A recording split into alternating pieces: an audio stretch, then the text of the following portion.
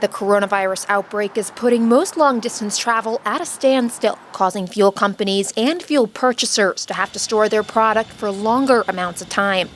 Professor of economics at Purdue, Stephen Martin, says this can get expensive. When the demand for crude oil, for example, just drops in a way that no one ever predicted, you've got people who sign contracts saying, well, in 21 days, I'll take delivery of 20,000 barrels of oil. They never expected to take physical delivery of the oil.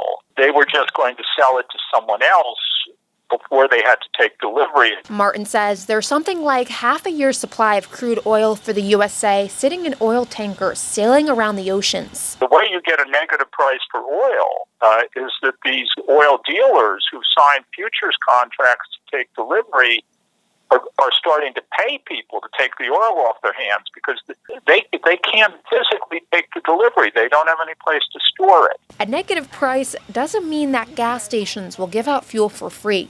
Even though producers are selling fuel at a loss, there are some costs associated with refining, transporting, retailing, and taxing diesel and gasoline. Over the long term, you're going to see a reduction in the production of oil, and it's going to be primarily high-cost sources of crude oil. Martin says the cost of fuel will eventually go up again, but he believes the social changes the pandemic is causing will have longer-lasting impacts on the oil industry. People have learned, because of this crisis, that you can do all this using Zoom or one of the other conferencing pieces of software. In West Lafayette, Nina Schlossberg, Star City News.